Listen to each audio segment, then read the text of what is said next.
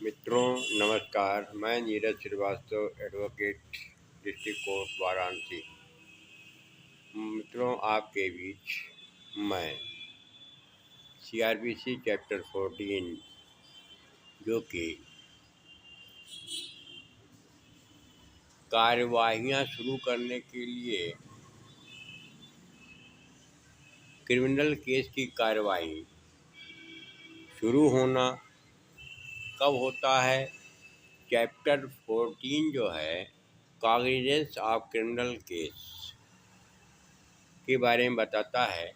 उसी के संदर्भ में चर्चा के लिए आपके बीच उपस्थित हुआ हूँ। हम लोग अपने क्रिमिनल केस के पैरवी प्रैक्टिस के दौरान बराबर देखते हैं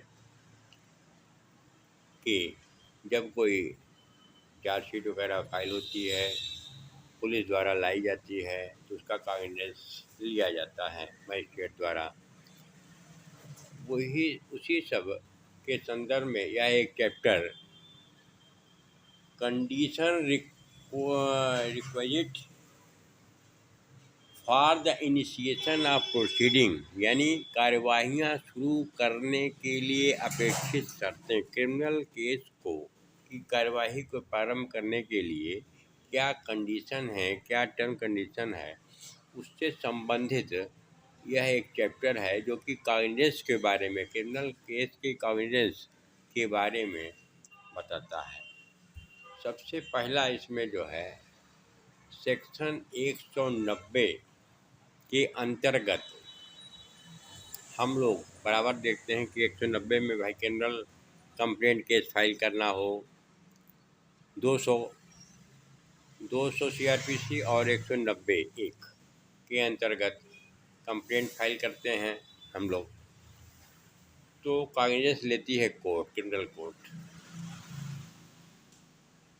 इसमें सेक्शन 190 में कॉग्निजेंस लेने वाली एक तो पुलिस रिपोर्ट पर है, जहाँ चार्जशीट आ गई वहाँ पर होगा, एक कंप्लेंट पर होगा, इसी 190 में ही बता दिया गया है, और एक होता है मजिस्ट्रेट द्वारा स्वयं सो मोटो या किसी अन्य व्यक्ति के सूचना पर। जब तक नहीं होगा तब तक जो है संज्ञान नहीं लिया जाएगा। यानी एक हो गया पुलिस रिपोर्ट पर, एक हो गया कंप्लेंट, एक हो गया मजिस्ट्रेट द्वारा स्वतः संज्ञान।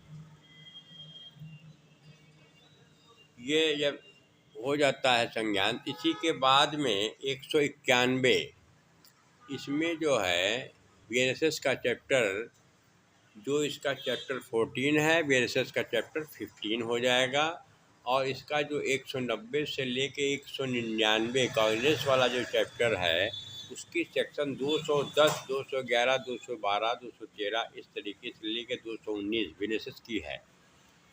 इसमें लगभग सब कुछ सेम है। इसमें बीच में कहीं सहायक सेशन जज का विचारणा करने का पावर के बारे में बात आती है, तो सहायक सेशन जज जैसा शब्द अब बीएनएसएस 2023 से हटा दिया गया है।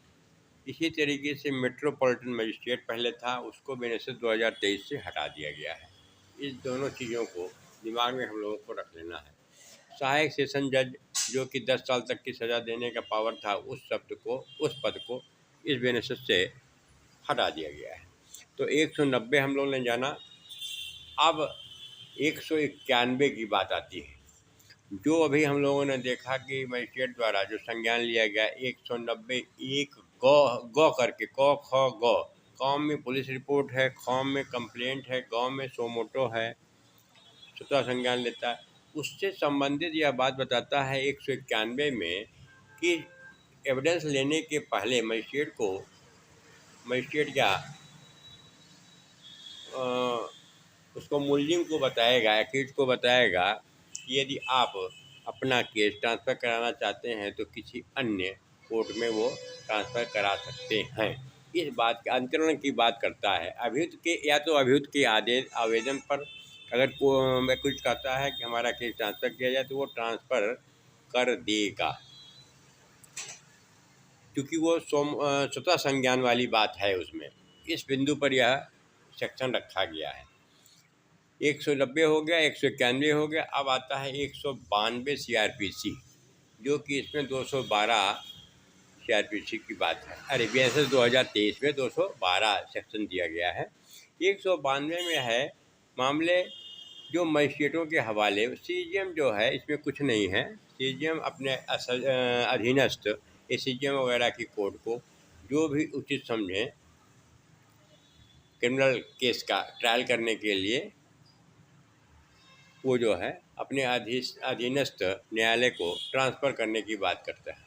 ये जो सेक्शन है केवल ट्रांसफ़र की बात है। तो हवाले अपना जो है नीचे लोअर अपने सबॉर्डिनेट जो कोर्ट हैं सीजीएम की उनके यहाँ वो केसेस को ट्रांसफ़र कर सकते हैं। 193 अब आता है। 192 के बाद 193 ये भी इम्पोर्टेंट है। 190 उधर ठीक था। 91 92 कुछ नहीं है। 193 में जो है स्वतः संज्ञान सेशन कोर्ट नहीं लेता है। ये बात बताता है कब लेगा, जब 209 में कमिटल मजिस्ट्रेट करेगा। इन्हें नीचे की कोर्ट यानी लोअर सबॉर्डिनेट की कोर्ट मजिस्ट्रेट की कोर्ट संज्ञान अपने यहाँ केस उसके यहाँ आता है, चार्जशीट आई या कंप्लेंट आया, उसको लगा कि अब ये सेशन ट्रायल से है तो ये जो है ट्रांसफ़र कमिटल करेगा 209 वगैरह में।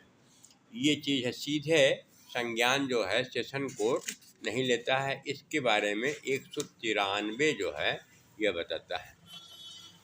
अब मामला 194 आता है कि अपर और सहायक सेशन न्यायाधीशों के हवाले किए गए मामलों पर उनके द्वारा विचार।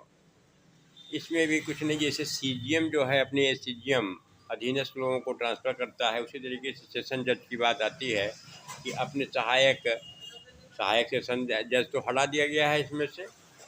अब एडीजे वगैरह को जहाँ भी ट्रांसफ़र करने की बात इसमें ये बताता है। 194 भी कोई बहुत इम्पोर्टेंट हम लोगों के लिए नहीं है। वो उनका जो है ड्यूरेशन की बात है। सीजीएम अपने सबॉर्डिनेट को ट्रांसफ़र कर रहे हैं, इधर सेशन जज है, जिला जज है, अपने यहाँ एडीजे वगैरह को केस को ट्रांसफ़र करते हैं। इस तरीके का ये बताया गया। 195 जो है ये इम्पोर्टेंट है। 195 और 340 सीआरपीसी स्वपठित हम लोग अध्ययन बराबर करते हैं साथ में। 340 की एप्लीकेशन डाल देना किसी भी क्रिमिनल केस या किसी भी प्रोसीडिंग के दौरान, सिविल क्रिमिनल हो, ट्रिब्यूनल हो, रेवेन्यू हो, कहीं भी केस चल रहा हो, जहाँ पर भी कोई मिथ्या साक्ष्य वगैरह दिया जाता है, झूठा फोर्ज पेपर लगा दिया जाता है, उसके बारे में 340 की एप्लीकेशन की बात करता है, बराबर होता रहता है। तो 340 के साथ में 195 स्वपठित धारा लिखा जाता है, क्योंकि वो प्रोसीडिंग बताता है। ये 195 सीआरपीसी किसमें लोक न्याय के विरुद्ध अपराध के बारे में है। 195 दो पार्ट में है, क और ख। का जो है ये लोक सेवक के बारे में बताता है। जैसे कि हम लोग जो है 172 से 188 आईपीसी वगैरह 179 जैसे आईपीसी हम लोगों ने देखा कि पुलिस के आर्डर को न मानना, कहीं पर रिकवरी हो रही है, कोई गवाही के लिए बुलाया जाता है, पब्लिक को नहीं आती है, तो 179 वगैरह में पुलिस को पावर है कि उसका नाम पता नोट करके उसके खिलाफ कार्रवाई मजिस्ट्रेट को फॉरवर्ड कर दे। इस तरीके से झूठा साक्ष्य अगर 182 आईपीसी में देता है तो आईओ भी कभी कभी एप्लीकेशन मजिस्ट्रेट को फॉरवर्ड कर देते हैं कि एफआर के साथ में कि इस कंप्लेंट के खिलाफ कार्रवाई कोर्ट करे। तो ये जो है लोक सेवक द्वारा किए गए शिकायत के आधार पर ये प्रोसीडिंग अडॉप्ट कोर्ट करता है। इस तरीके से ऐसा क्राइम जो 172 से 188 आईपीसी के बीच आने वाले, जो कि विवेचना के दौरान या सरकारी पुलिस वालों के कार्य प्रणाली में व्यवधान डालने वाले जो सेक्शन हैं, उस वैसा अपराध अगर कोई करता है तो उसकी कंप्लेंट लोक सेवक की शिकायत पर होगा। वैसे अपराध का दुष्प्रेरण है या कोई षड्यंत्र करता है, ये सारी चीज़ें दिया गया है क में, 195 क में। ऐसा कोई अपराध षड्यंत्र दुष्प्रेरण कोई करता है तो उसका संज्ञान जो है लोक सेवक की शिकायत पर क में होगा। फिर आता है 195 ख आता है आईपीसी में, जो हम लोग पढ़ते थे। 197 है, 199 है, मिथ्या साक्ष्य देना, झूठा फरेब कोर्ट के प्रोसीडिंग के दौरान, चाहे वो 211 आईपीसी है, ये सब चीज़ें जो है, सारी सेक्शन जो है, कोर्ट प्रोसीडिंग के दौरान झूठ बोलना, झूठ दस्तावेज देना, आन वो झूठ बोलना, तो उसके बारे में बताता है। यदि कोई कंप्लेंट ऐसा आता है तो कोर्ट जो है, जिस कोर्ट में वो प्रोसीडिंग चल रही है, उसी कोर्ट में वो 340 195 आईपीसी सीआरपीसी सॉरी के साथ में एक एप्लीकेशन फाइल होती है कि उसमें जो है फिर कहा जाता है कि साहब इन्होंने ऑन ओथ कोर्ट में झूठ बोला है, फर्जी पेपर लगाया है, बनाया है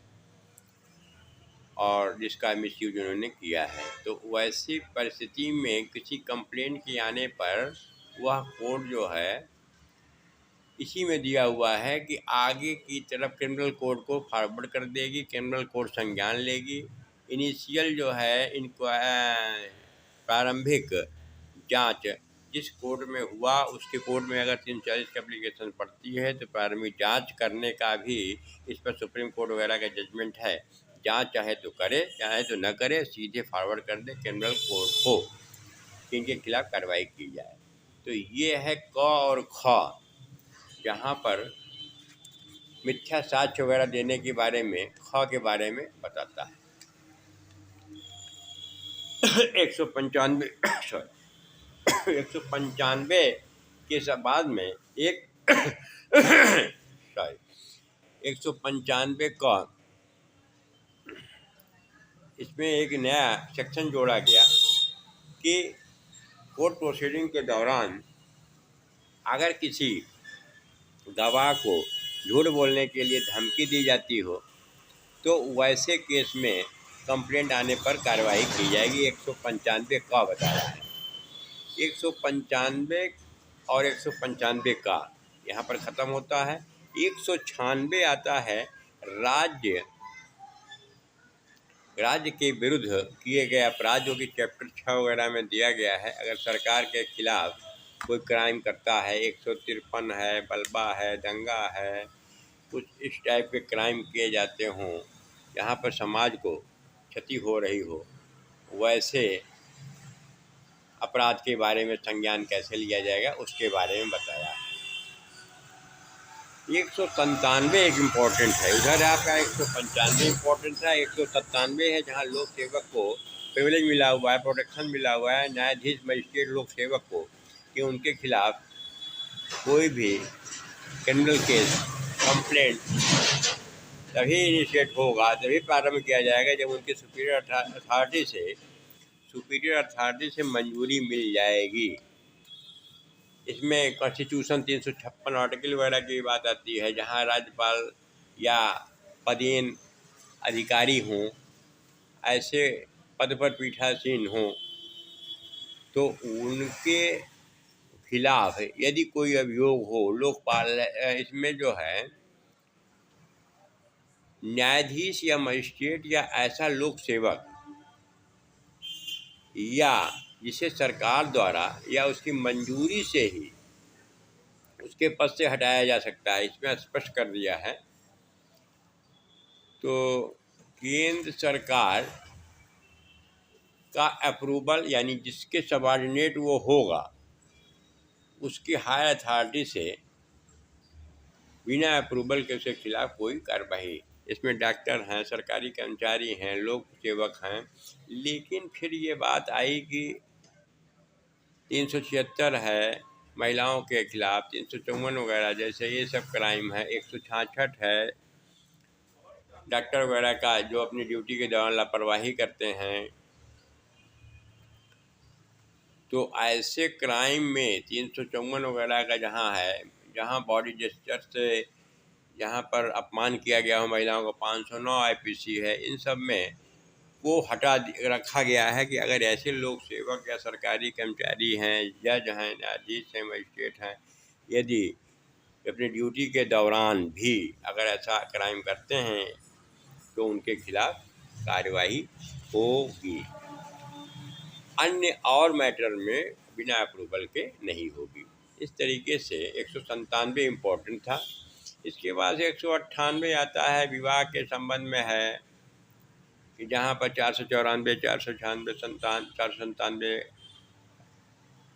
बायगैमी वगैरह के मैटर में है, तो उसमें चैप्टर 20 में जो भी दिए गए हैं सेक्शन, वो सारे जो है पार्टी खुद ही कंप्लेंट पर ही मुकदमा होगा, कंप्लेंट वही होगी।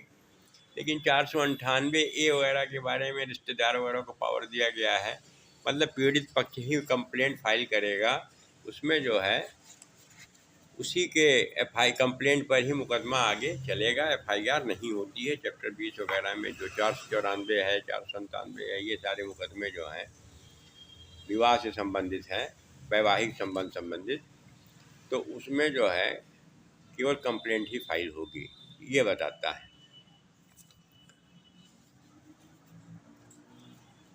इस तरीके से 198 है,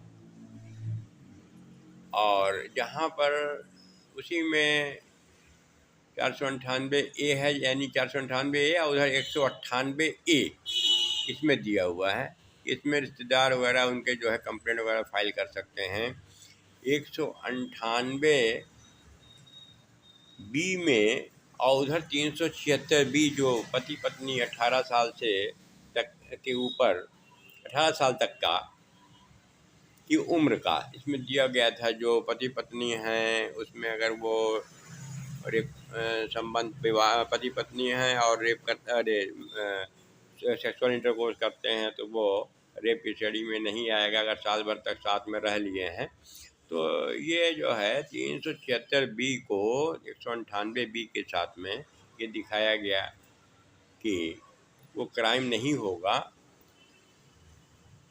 यदि ऐसा उसके विपरीत जो कंडीशन दी गई है उसके विपरीत होता है तभी वो क्राइम होगा। अदरवाइज जो है पति पत्नी के बीच में अगर वो लोग हैं 18 साल तक का, इसमें ये दिया गया था अगर उनकी पत्नी हैं तो उनसे सेक्सुअल इंटरकोर्स करने पर कोई भी क्राइम 76 वगैरह का नहीं बनता है, ये एक दिया गया। फिर 199 है मानहानि के बारे में, ये एक चैप्टर है जिसमें सेशन कोर्ट वगैरह सीधे राष्ट्रपति है, राज्यपाल हैं, मंत्री हैं, इनके खिलाफ जो है कोई 500 IPC की बात आती है। उसमें कोई का परिवाद आता है, कंप्लेंट आता है लोग तो उसका जो है संज्ञान सेशन कोर्ट वगैरह कोर्ट सेशन कोर्ट जो है ले सकती है। तो इस तरीके से 190 है और 195 है, 197 है, 199 है।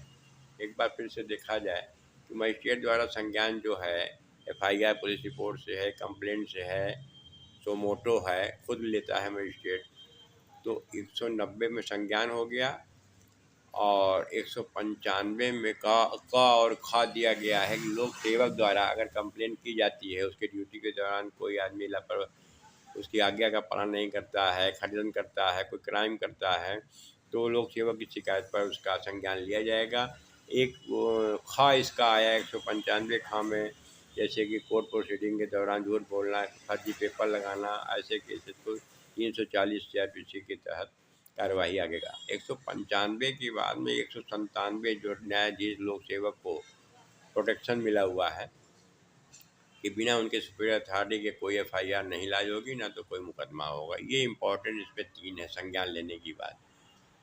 199 जो मानहानि के बारे में है, सेशन कोर्ट जो है संज्ञान लेती है, राज्यपाल है, राष्ट्रपति वगैरह है, उनके खिलाफ कोई कंप्लेंट उनकी ड्यूटी के दौरान होता है तो ये एक अलग से एक सेक्शन बनाया गया। मानहानि के लिए अभियोजन ही है। चैप्टर 21 जो IPC का है इसमें स्पष्ट लिखा हुआ है चैप्टर 21 के अधीन दंडनीय अपराध का संज्ञान ऐसे अपराध से व्यक्ति किसी व्यक्ति द्वारा किए गए परिवाद पर ही करेगा, अन्यथा नहीं। यानी कोई कंप्लेंट आता है तो तभी होगा।